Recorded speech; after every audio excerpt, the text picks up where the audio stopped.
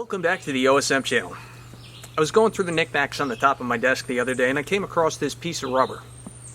This piece of rubber is from a tire that blew out in the middle of Mexico on some godforsaken highway back in 2009. It was one of the craziest yet most memorable experiences of my life, so I wanted to share with you the story behind this piece of rubber. So where to start? My stepfather's best friend, Phil, his relative Zach, for his 70th birthday decided that he wanted to race the Baja 1000, which the Baja 1000 is the world's longest off-road desert race. If you've never heard of it, you should look it up. The videos from it are absolutely crazy, but it's basically 600 to 700 miles of off-road terrain, sand, silt, rock, some water. It's just insane. Of course, it takes place down in Mexico. The fans get pretty crazy. If they don't like your race car, they'll start throwing rocks, bottles at your car. They'll set up booby traps, dig out sections of the racetrack. It's insane. Zach offered for us to go down to Mexico with them to be part of the team. You know, we'd take a leg of the race. So we were divided into 7 groups, and each of us was going to take, you know, like a 100-mile stretch of this race. So we end up flying to California. And my stepfather and his friend Philip, along with his son Jake, decide, all right, we're going to be down here a while. There's a good chance this car isn't going to make it, so let's rent a pickup truck along with some dirt bikes. So they find this 2000 F250 crew cab long bed 7.3, pretty heavy front end, really shouldn't have been pre-running out there, but we got that pickup truck along with a couple of dirt bikes. So from there, we cross the border and we start heading down to where the race starts, which is Ensenada, Mexico, Baja, California. So we get into Ensenada, you know, get set up at the Best Western, and then we decide that we want to pre-run the racetrack, right? Especially our 100-mile strip where we're supposed to drive. So we take this pickup truck and a couple motorcycles and we're just jamming through Mexico. It was wild. I mean, there are laws there, but it's kind of lawless. And I'll also mention that the trip down there was a little bit uneasy because heading down that way every 50 miles, there was like a military checkpoint. And we were somewhat protected because this race, the Baja 1000 race to the people of Mexico, is kind of like their Super Bowl. And on the side of our truck, you know, we had our logo, Still Crazy Racing. So we were kind of protected from the cartel and others because, you know, oh, the Super Bowl guys are coming. Like, we were kind of like big shots to them. We were kind of famous, which I'll get more to that later. But going through these military checkpoints, we didn't know it at the time, but all the military personnel were saying, oh, stickers? Like, what do you mean? Like registration stickers? Like, it's on the windshield there. No, stickers. So, again, we didn't know it at the time, but as these big racing teams go through these checkpoints and through these small towns, the people will ask for stickers, like stickers from your racing organization, which is kind of like, here, take this. It's kind of a big deal to them. So we didn't know it at the time. We would have brought stickers if we knew about it, but anyway, we made it safely down to Ensenada, and we're getting ready to pre-run our section of the racetrack. Now, cell phone reception was kind of iffy. I had a flip phone at the time, and to navigate, you had to rely on paper maps, compasses, of course, the big fancy GPS units that were in the Class 1 trophy trucks were available, but you know, those systems cost $10,000. So before we headed down there, I thought to myself, we got to have a way to kind of navigate around this racetrack because we have no idea what we're doing. We have no idea where we're going. So I bought this device. This is a Garmin eTrek, and this was the device to have back in the day. So basically the race had maybe 50 GPS coordinates. And I programmed those coordinates, those latitude and longitudes, into this device, and it kind of gave me a rough idea as to where the next checkpoint was, and this kind of allowed us to navigate through that course. So this Garmin eTrek really saved our butts down there. And so anyway, we finally get into the middle of the desert, and we start pre-running our section where we're supposed to race. Well, we're having a blast, you know, driving these bikes on and off the road, through the desert, through pastures, seeing a bunch of locals, seeing all these race cars, these off-road trucks, you know, pre-running the race. It was an incredible experience.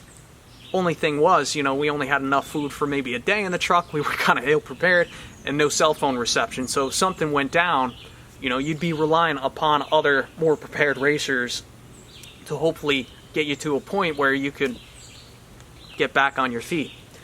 Well, pre-running the race, we ended up puncturing the sidewall of one of our front tires. I think it was the front driver's side tire in the middle of the desert.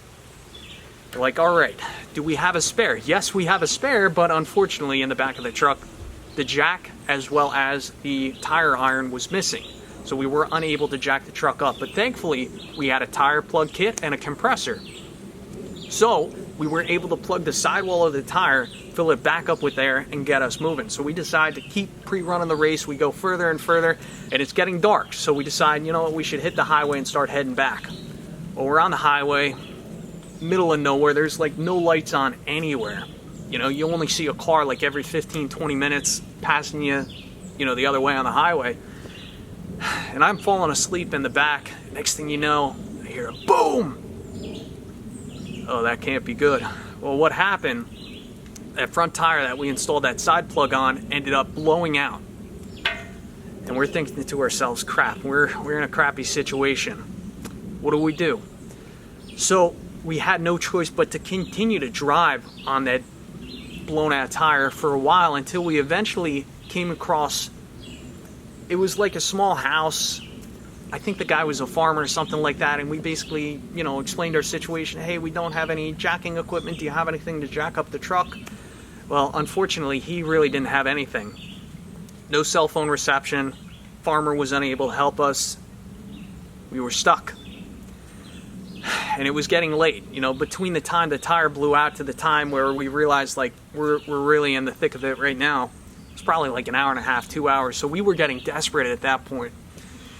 And I asked, my stepfather and Phil, like, should I go out on the highway and start flagging cars down? So, like, we're starting to get desperate here. So here we are, 2009, in the middle of nowhere in Mexico. I'm out in the middle of the highway with a flashlight trying to flag cars down. Like, you have no idea who you could be flagging down. I mean, to any average person there, you think maybe it's the cartel flagging you down. So probably an hour goes by, a few cars pass by. Of course, I'm thinking nobody's going to stop for us. But then somebody finally stopped. And of all people, who do you think it was? Well, you're going to have no idea. We had no idea at the time, too. But it was this gentleman named Cameron Steele and his wife in their tricked out F-350, the 2 spare tires tied into the back rack on the back of the truck. Like, these guys, their organization was totally tricked out. Like, Cameron Steele races in the Class 1, like the big trophy trucks. He's like, a huge deal. He's like one of the top racers down there. So thank goodness he stops. He's prepared. He ends up taking one of the tires off, his side rack, jacks up the front of the truck. He has a battery operated impact, which at the time, they were pretty high end. Now, of course, they're very common. But he jacks up the front of the truck, swaps out the tire, and in a matter of 10 minutes, we're back on the road. We head back to Ensenada to the hotel room for the night, and we're like, what just happened? How lucky are we? Like, what are the chances of all people Cameron Steele stops, and he's totally prepared? So we got very lucky. Anyway, the following morning, Phil ends up getting our tire repaired, returns the tire back to Cameron Steele, and gives him a bottle of wine. But just a crazy experience. We are definitely lucky that things went as smooth as they went. So the rest of the trip, we got back to it, just pre-running. And I remember going through a lot of these small villages in Mexico, and very poor villages. And when we rolled through, all the children of the village would come up to us and ask for signature, sticker, signature. So we'd be signing these children's shirts, and it just made their day. In fact, I remember there was like a little makeshift store out next to one of these villages, and there were probably 8 kids around us. We were signing autographs, and my stepfather's friend, Philip, decides to go into this little store and ends up buying Cokes for all these children, and that really warmed my heart that day. But again, this race to these children was like the Super Bowl. It's like what they look forward to all year round. So it was kind of nice to bring some joy into these children's lives. But anyway, after a few days of pre-running, race day comes around. like, all right, we're getting ready to take our leg of the race. You know, we have our fire suits, our helmets, all this. Like, we're pretty well equipped at that point. So the car, of course, goes across the start line. All the fans are cheering, you know, because to the Mexican people, like, having an old piece of crap race car is kind of like, this is what we'd be able to build ourselves and race. So there was like a deeper connection between us and the people down there, as opposed to the people racing the Class 1 race cars. There was a lot more respect towards us, which was kind of humbling. But long story short, our race car only made it about 5 miles before it broke down, and we never got to race our 100-mile stretch of the race. So that was pretty disappointing, but it was the right decision to rent that pickup truck and these dirt bikes, because that really made the trip. And then coming back, same thing, just going through the checkpoints. We eventually make it back to California, stayed at some woman's house we didn't really know, who was apparently related to Philip and his family, which, beautiful house, really nice area, California. I'm not sure what it looks like now, but yeah, that was one of the craziest trips of my life. A lot of fun. Lucky to be alive, if I'm being quite honest, but that's my story behind this piece of rubber here. Anyway, I'd like to thank you for watching. As always, I will catch you on the next one.